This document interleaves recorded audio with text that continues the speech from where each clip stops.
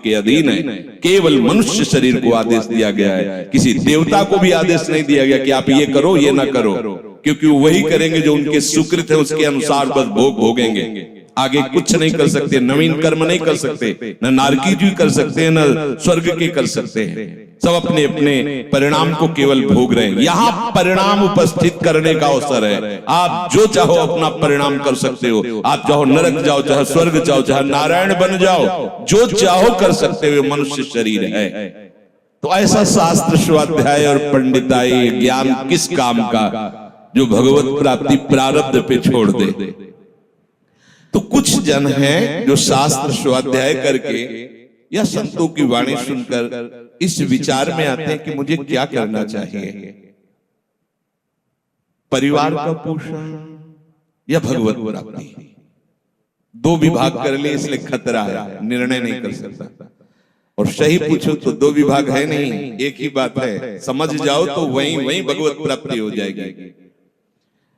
अब उसके विचार में आता है कि अभी तो ब्याह हुआ है, या अभी छोटे छोटे बच्चे हैं, या अभी बच्चों का ब्याह किया है, अभी नए हैं, क्या जाने संसार का मेरी आवश्यकता है, नहीं तो संसार इनको परेशान कर देगा। और वो अपने अहम जनित कर्ता भाव से ऐसा बंध जाता है कि निर्णय ही नहीं कर पाता। श्री चरणदास कह रहे हैं, ए भाई समझो, जिस कर्तव्य को तुम विसार करके झूठे भाव को कर्तव्य मान रहे हो, अरे माया के दीवाने, अरे हिया नहीं रहना, करना अंत पयाना। यहां से जाना है, यहां से जाना है। ये भूल जाते हैं माया की ऐसी भूल भुलैया है कि हमें शरीर में राग और शरीर संबंधियों के राग में सुख मिलने लगता है और लगता है कि मैं अविनाशी हूं। वैसे मैं तो अविनाशी ही है, पर विनाशी को लेकर मैं ये भूल कर बैठता है। और जिसको पकड़ा है वो सब विनाशी, सब विनाशी।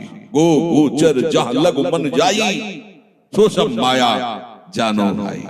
दुनिया में लाखों का मेला जुड़ा, हंसा जब जब उड़ा तो अकेला हुआ। समझो, ये माया की चाल है जो तुम्हें समझने नहीं दे रही। अरे भाई समझो, समझो, अरे माया के दीवानों, यहां से हमें जाना है, जाना है। कुछ साथ नहीं ले जाना है, कोई साथ नहीं जाएगा। बस तुम फंस गए हो मोह दलदल में। ये कुटुंब का मोह ऐसा मोह है, कैसे तुम्हें बताएं। याद ही नहीं आती कि मुझे जाना है, याद ही नहीं आता कि सब छूटना है। ये समझ में नहीं आता कि मैं आया किस लिए। बड़ी विचित्र भूल भुलैया है।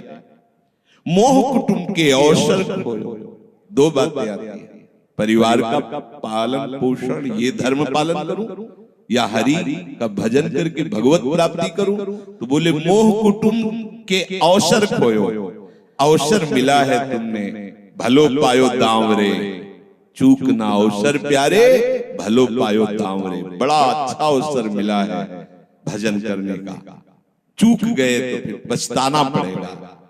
हरि की शुद्ध बिसराई। अब वो निर्णय करता है परिवार के पोषण का, क्योंकि मोह ममता है। पीछे का हर बार सत्संग में कहते हैं कि पीछे का रास्ता एकदम बंद हो जाना चाहिए, कि आगे कोई भयावह स्थिति आवे तो लौटने का रास्ता नहीं रहना चाहिए। उपासक को पीछे का मार्ग बंद कर देना चाहिए। पर होता क्या है, अपने लोग बहुत कमजोर है, तो कदम ऐसे रखते हैं पर पीछे वाला पुष्ट बनाए रखते हैं कि अगर इधर थोड़ी भी आंच लगी तो कदम पीछे करके सुरक्षित हो जाए। वो सुरक्षित नहीं है, वो सुरक्षित नहीं है, वो असुरक्षा है। परिवार का राग, अन्य भरोसा, किसी देहधारी का भरोसा, किसी वस्तु, ये भरोसे लायक चीज है। अरे क्षण में बिगड़ जाने वाली चीज है। भरोसा तो हरि का है, भरोसा तो हरि गुरु चरण सेवा अनुसरो। ये भरोसा कभी तुम्हें विश्वासहीन नहीं होने देगा। ये भरोसा कभी धोखा नहीं, साधुते होए न कारज हानि, कभी तुम्हारा मंगल नहीं हो सकता। मोह कुटुंब के अवसर खोयो, हरि की शुद्ध बिसराई। अब दिन तो बैल की तरह काम करने में व्यतीत हो रहा है, और रात्रि नींद और भोग में समाप्त हो रही है। 8 पहर की 60 घड़ियां बेकार में इसने व्यतीत कर दी। एक क्षण भी शांति से बैठकर विचार नहीं किया कि मेरा जन्म किस लिए हुआ है, मैं क्या कर रहा हूं, और अपना कुशल चाहता है। एक छिन हरि को नाम लीनो, कुशल कहां थे हुई, तब लग कुशलन जीव को सपने हो मन विश्राम। स्वप्न में भी शांति नहीं मिल सकती जब तक भजन नहीं करोगे। बालक अवस्था तो खेल में चली गई, जवानी हुआ तो अहंकार मद छाया, मैं करता मैं भोगता इसमें चली गई। जब वृद्ध आया तो रोग और चिंताओं ने घेर लिया, इतना दुखी है कि वो सोच भी नहीं सकता कि मैं इनसे दूर होकर भजन कर लूं। ये जो वो भजन का नाटक होता है, भजन में हम देखते हैं ऐसे ही लगा रहता है, कैसे हो और बढ़िया से और क्या करें, और मरने का और आ रहा है, और क्या करें, तुम आयो भजन करने के लिए और मैं भी फंसे, क्या कर दूं, कहां से कैसे व्यवस्था कर दूं। हम ही चला रहे हैं, भले वृंदावन में बैठे परिवार हमारे अनुसार चलेगा, हमारे ही, नहीं तो नष्ट हो जाएंगे। आए हैं वनवास करने के लिए, भजन करने के लिए, पूरा का पूरा प्रपंच पता लगता है।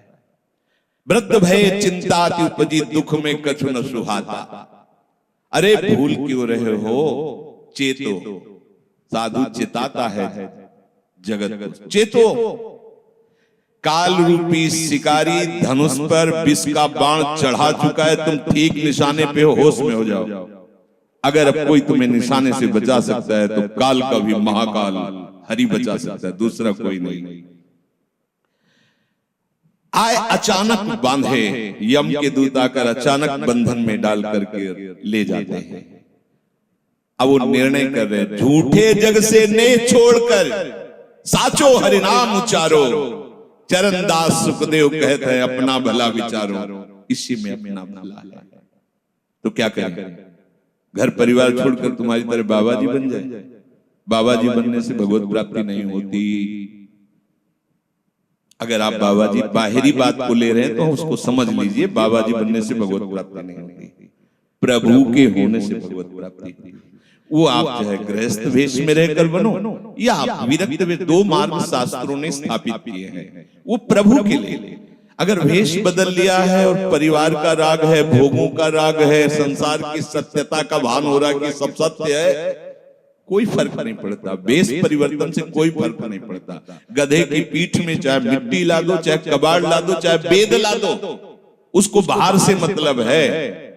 शरीर में चाहे लाल कपड़ा पहनो, चाहे सफेद पहनो, चाहे काला पहनो, चाहे नीला पहनो, चाहे पीला पहनो, ये तो वस्त्र है। आपका उद्देश्य क्या हुआ, आपका अपनापन कहां गया, ये खास बात है। कहीं ऐसा नहीं लिखा कि बाबा जी बनने से वो मोक्ष पद प्राप्त, नहीं। जहां संत की बात आएगी वहां लक्षण होंगे, जहां भगवत प्राप्ति की बात आएगी वहां मन का प्रभु में तन्मयता होना, प्रभु में डूबना, प्रभु के चिंतन में मगन होना होगा। वो चाहे गृहस्थ हो चाहे विरक्त हो, दोनों के। एक है कि संसार का व्यवहार पसंद नहीं तो निवृत्ति मार्ग का पथिक बन गया, और एक है कि संसार के व्यवहार को भगवत स्वरूप समझकर, भगवत अर्पित करते हुए अपने को प्रभु का मानकर, प्रभु को अपना मानकर चल रहा है, ठीक वैसे ही भगवत प्राप्ति उसको भी होगी। हम लोग जब सत्संग में बात सुनते हैं तो निर्णय करने के लिए हमारा ही हृदय होता है। अब लगा कि नहीं ठीक है, भजन तो करना है, पर हम ऐसा नहीं है कि कर्तव्य के लिए रुक रहे, पर कुछ समय अब हम लेंगे, फटाफट सब निपटा के। तो तुमसे भी चतुर काल है, वो उतने ही समय में तुम्हें निपटा देगा। बहुत चतुर है। हमने बहुत से लोगों के मुंह से सुना है कि बस ये काम हो जाए हम आए, आज तक वो लौट के नहीं आ पाए, क्योंकि वो गली ऐसी है, क्या है, बहुत दलदल है आगे। जो गया ना मोह गलिल में डूबा, अब निकल पाना बड़ा मुश्किल है। सत्संग में इतना सामर्थ्य है कि अभी आप सुन रहे हो, अभी आपको ऐसे सब ऐसे लगेगा, ऐसे ऐसे निकल जाएंगे, और गेट के बाहर होइएगा, वो हवा लगने दीजिए, तब लगे कैसे निकले। ऐसी प्रचंड माया है। इसीलिए तनहि राख सत्संग में तो मन ही प्रेम रस भयो, तब मन प्रेम रस में बराबर सत्संग होता रहे, बराबर साधु संग मिले। ऐ साधु, ये तमाशा है, तमाशा बस 2 घड़ी का तमाशा है। यहां जितने इकट्ठे हुए हो ये सब मिल नहीं सकते। माता पिता भाई बंधु सब बिछुड़ते चले जा रहे हैं।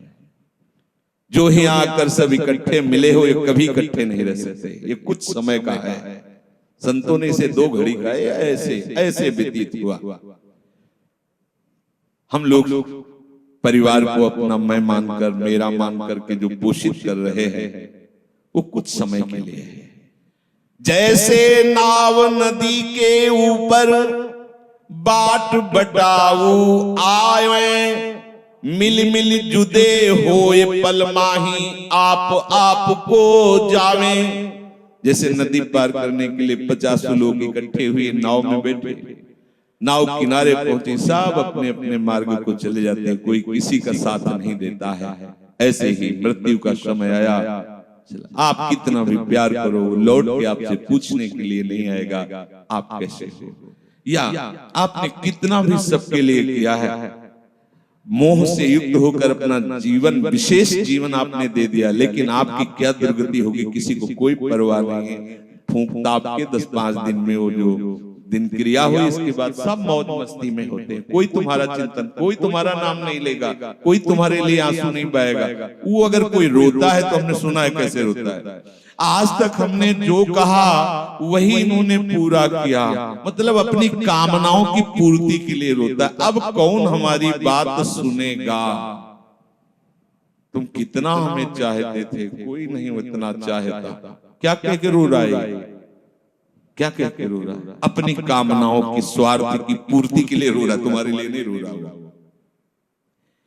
ये भगवान का बगीचा है संसार, रंग बिरंगे फूल हैं, कुछ तो कली ही मुरझाकर नष्ट हो जाती है, कुछ फूल खिलकर नष्ट हो जाते हैं, कुछ में ऐसी सुगंध आती, थोड़ा सुगंध फैलती, वो भी नष्ट हो जाते हैं। ये बगीचा केवल देखने में सुहावना लगता है, बड़ा भयावना। इसमें मृत्यु का तांडव हो रहा है। आप देखो प्रतिपल मृत्यु भयावह, पर कैसी माया है।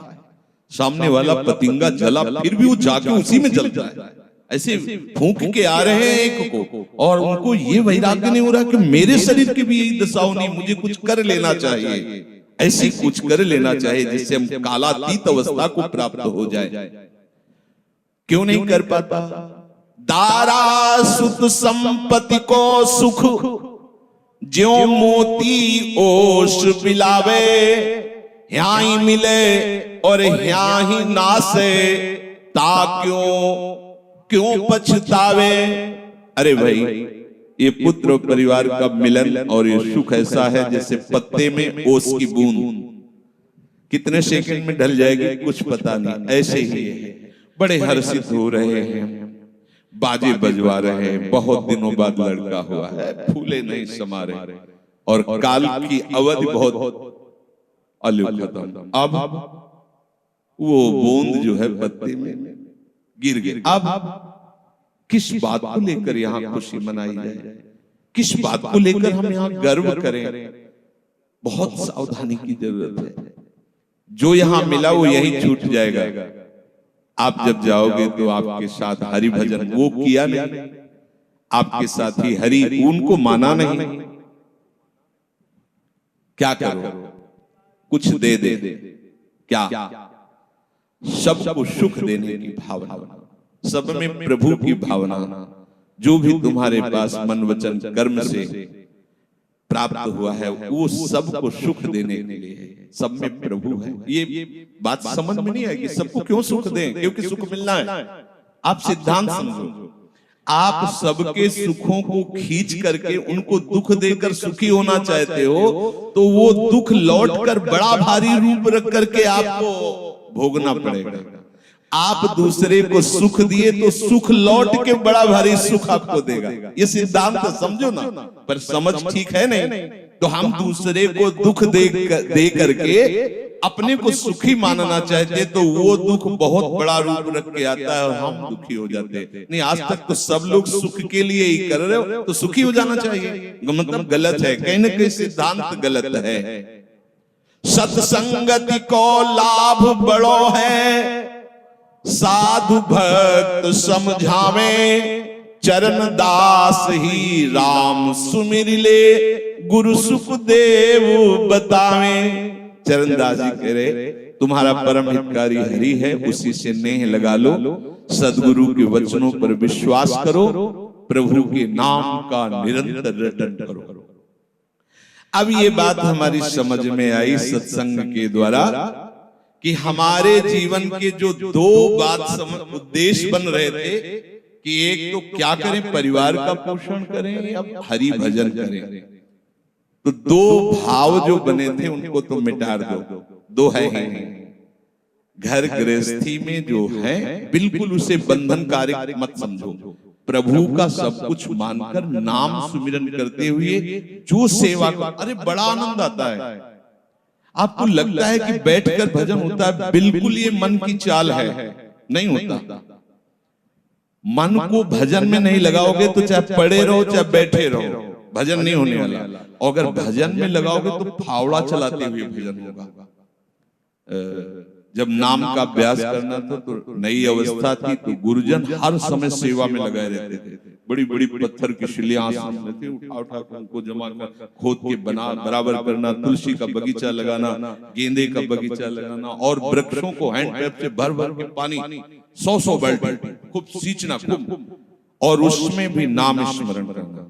और जो पूर्व सदगुरुदेव भगवान के बड़े ही बाहरी कठोर नियम, और उस समय नाम का अभ्यास उसी समय करवाया गुरुदेव भगवान। ऐसे पूरे में सोने लगा गुरुदेव भगवान की कृपा से समझ में आया। तो हमें लगता है कि कोई भी काम करते हुए भजन हो सकता है, कोई भी। अरे जब युद्ध हो सकता है तो और क्या बात है। अब बोलो आपका निर्णय कि मैं परमार्थ में जाऊं या व्यवहार ठीक करूं। हम कह रहे हैं वो व्यवहार ही परमार्थ बना लो ना, भागने की जरूरत कहाँ है। और जब आपकी अरुचि बढ़ेगी, वैराग्य बढ़ेगा, तो तुम्हें कोई रोक नहीं पाएगा। वो तो स्थिति आएगी, और अगर स्थिति के लिए बिना तुम भागोगे तो यहाँ के वही प्रपंच करोगे, यहाँ भी वही प्रपंच करोगे, भजन नहीं होगा। तो पहले तो साधक को इस बात को लेकर संदेह होता है कि संसार का व्यवहार करना कर्तव्य है या भजन करके भगवत प्राप्ति करना कर्तव्य। अब उसका सत्संग के द्वारा निर्णय होता है, चाहे शास्त्र का चाहे संतों का, कि नहीं नहीं मुझे तो इस जन्म में भगवत प्राप्ति करनी है। संसार के इन सब कार्यों को तो बहुत जन्मों में किया है, अब इस जन्म में भगवत प्राप्ति करनी है। ऐसा निर्णय सत्संग से होता है। जब ऐसा निर्णय हुआ तो भोग उसे कड़वे लगने लगे। ये शरीर का विलास, इंद्रियों का विलास उसको एक दुखद लगने, कैसे कैसे छोड़ूं, कैसे हटूं। अब उसी को वैराग्य कहते हैं। अब उसके अंदर वैराग्य बढ़ने लगा। जब वैराग्य बढ़ने लगा तो वो प्रभु की तरफ चलने के लिए उतावला हुआ। अब उसके सामने प्रभु की तरफ चलने के लिए जो बताने वाले वो शास्त्र हैं और वो संत जन हैं। अब इतने संत जन हैं कि उनकी सबकी अलग अलग साधना है, अलग अलग उपासना है, इतने शास्त्र हैं कि उनकी अलग अलग धाराएं हैं, और बिना इसके कल्याण नहीं होगा। हर सब कोई कहता है हमारा मार्ग ठीक है, सब सिद्धांत कहते हैं इससे भगवत प्राप्ति, इससे भगवत प्राप्ति, इससे ऐसा, इससे। वो साधक फंस जाता है कि चलूं तो किसमें चलूं। उसके सामने साध्य और साधन विषयक तरह तरह के भेद साधकों के द्वारा, संतों के द्वारा, भक्तों के द्वारा डाले जाते हैं सामने। फिर शास्त्र को पढ़ता तो बहुत सी बातें शास्त्र में निकलती हैं, और वो बेचारा परेशान हो जाता है कि अब मैं क्या करूं। संसार का तो सत्संग के द्वारा समझ लिया कि ये ठीक नहीं, मुझे भगवत प्राप्ति, पर कैसे भगवत प्राप्ति करूं। अब इसका निर्णय करना उस नवीन साधक के लिए बहुत कठिन होता है। परंतु भगवत कृपा का वो जिसने आश्रय ले लिया वो यहाँ टिकता नहीं इस संशय में। परमार्थ भगवत कृपा से पुष्ट होता है। सबसे पहले प्रभु हरि को गुरु बनाना चाहिए, वही सबके गुरु हैं। जब हम घर से निकलने की सोच रहे हैं उस समय वो सोच भी गुरु दे रहा है, वो हरि गुरु उस समय सोच भी दे रहा है। तो जब हमारी ऐसी स्थिति आती है कि हम निर्णय नहीं कर पाते तो अंदर से प्रभु को पुकारना चाहिए, हे गुरुदेव हरि आप प्रकट रूप में मिलो और मेरा समाधान करो। अब जो ही वो अंदर से ऐसी दशा में प्रभु की शरण होकर के पुकारता है तो भगवत कृपा उसे सदगुरुदेव के रूप में प्राप्त हो जाती है। ये ओहो जो मैं खोज रहा था वो मिल गया। वो अंदर से भगवान उसको वहां पहुंचा देते हैं, वो बात सुनवा देते हैं, वो संयोग बैठाल देते हैं, जिससे उसके सारे संशय नष्ट हो जाते हैं। अब वो संपूर्ण शास्त्र और संपूर्ण संतों के मत को प्रणाम करके अपने गुरुदेव की आज्ञा पर चलने लगता है। अलग अलग वर्णन है संप्रदायों के सिद्धांत, अलग अलग शास्त्रों की युक्तियां वर्णन है। हम कितनी युक्तियां कितनी चलेंगे तो एक युक्ति में ही। तो इतनी बात समझ लेना है कि हम प्रभु के अंश हैं, इसमें किसी भी संप्रदाय का कोई कटाक्ष नहीं। जीव प्रभु का अंश है, इसमें किसी भी संप्रदाय की कोई टिप्पणी नहीं है ना, ठीक। दूसरी बात, संसार भगवान की माया है, सब संप्रदाय है ना, तो इस माया को त्यागना है। बात समझ में आ गई। तीसरी बात है भगवत प्राप्ति करनी है। ये तीन बातें किसी भी संप्रदाय में कहीं भी कोई काट नहीं लिखी। हम प्रभु के अंश हैं, ये संसार माया के द्वारा रचित है। संसार का, संसार के भोगों का त्याग करने वाला ही भगवत प्राप्ति की योग्य होता है। भगवत प्राप्ति करना हर संप्रदाय का लक्ष्य है, चाहे वो उपासना कुछ भी हो। संसार का त्यागना हर संप्रदाय का लक्ष्य है।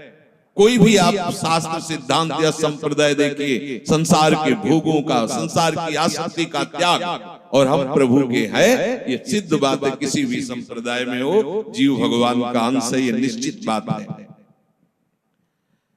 तो ऐसा निर्णय गुरुदेव की कृपा से स्वाभाविक हो जाता है कि अब सब सिद्धांतों को भले सुन ले, लेकिन हमें चलना का हमें पता है। हमारे गुरुदेव ने हमें बता दिया है, हमारे माई श्यामा राज हमें चलना। राहु को काहू मने दिए, पर मेरे प्राणनाथ श्री श्यामा शपथ करो तृण छिए। मन क्रम वचन त्रिशुद्ध सकल मत, हम श्री हित हरिवंश उपासी। हा हरि रा राधा वा वृंदावन सा सहचरी। साधक की बुद्धि गुरुदेव के प्रताप से उपासना में निश्चल हो जाती है। एक एक बात को समझिए। प्रभु कह रहे, जिस काल में शास्त्रीय मत भेदों से विचलित हुई तेरी बुद्धि निश्चल हो जाएगी, परमात्मा में अचल हो जाएगी, उसी काल तू योग को प्राप्त हो जाएगा। कैसे होगी निश्चल? अगर हम शास्त्रों में भटकते रहो, कई बार समझने के बाद भी ये निश्चय होता था कि ये आश्रय ठीक है या अहम ठीक है। क्योंकि जब एक हम बहुश्यामा वही ब्रह्म बहुत रूप, मैं भी तो ब्रह्म हूं ना। मैं भ्रम से अपने को अंश मान रहा हूं, भ्रम से अपने को जीव मान रहा हूं, भ्रम से अपने को शरीर मान रहा हूं। वही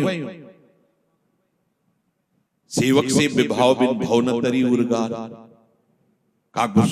बिना सेवक और स्वामी के भाव के संसार से तरा नहीं जा सकता। एक में है सेवक स्वामी भाव के बिना नहीं तरा जा सकता, और एक है कि जब तक सेवक स्वामी भाव भेद है तब तक अविद्या है। अविद्या है तो मोक्ष नहीं। बड़ा झंझट है, बड़ी समस्या है। उसका समाधान केवल गुरुदेव के वचन से। मोक्ष मूलम गुरु, वो बताता। ऐसे चलो, बस दूसरे के लिए सुनना।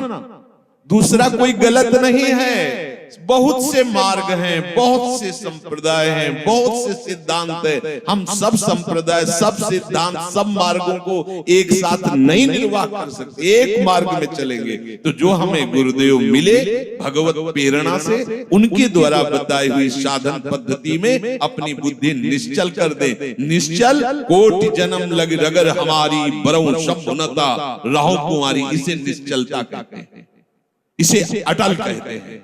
चाहे जितनी परीक्षा ले लो, चाहे जैसा दुख दे दो, चाहे जैसा प्रलोभन दे दो, लेकिन अब अपने प्रियाजू के गोरे चरणार बिंदु के सिवा अन्य आश्रय नहीं ले सकते।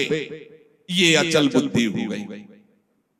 साधक की बुद्धि निश्चल हो जाती है कि अब तो मुझे केवल प्रिया प्रीतम का नाम रटना है, प्रिया प्रीतम की सेवा करनी, प्रिया प्रीतम के भरोसे में रहना और प्रिया प्रीतम के पास ही जाना है।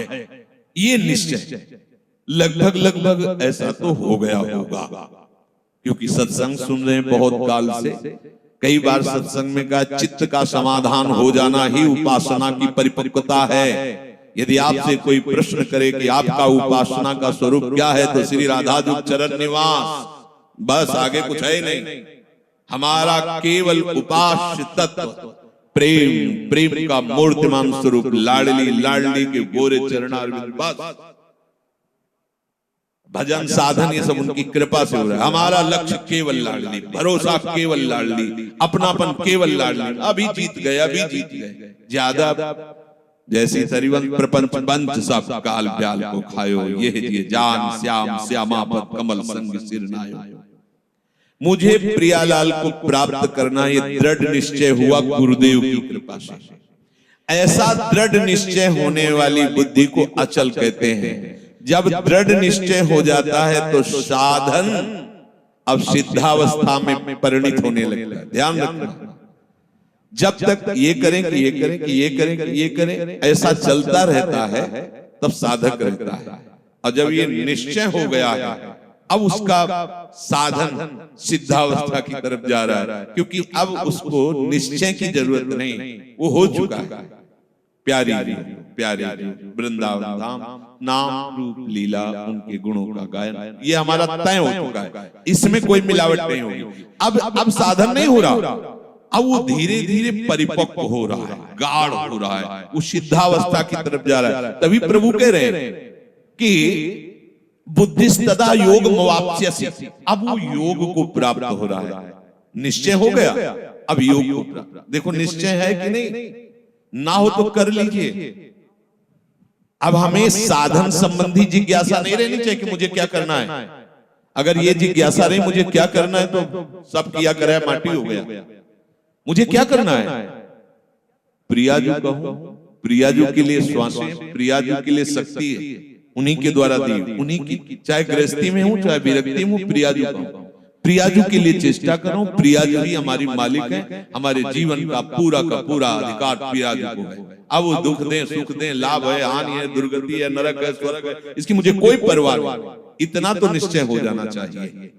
और इतना निश्चय हो जाए तो भगवान से भी कृपालु हमारी लाडली जी हैं। भगवान को बहुत करुणा समुद्र कहा गया है भी, लेकिन उस करुणा समुद्र का गाढ़ रूप श्री लाडली जी महाराज है। अरे इनके भरोसे हो जाने पर अलबेली सरकार है, कहीं आज तक पर जल्दी कोई भरोसा इधर का पा नहीं पाता, क्योंकि एकांतिक महल है, और जिसे भरोसा मिल गया और निहाल हो गया, निहाल हो गया। अब उसे प्रियाजू के साथ नित्य संयोग का अनुभव होने लगेगा।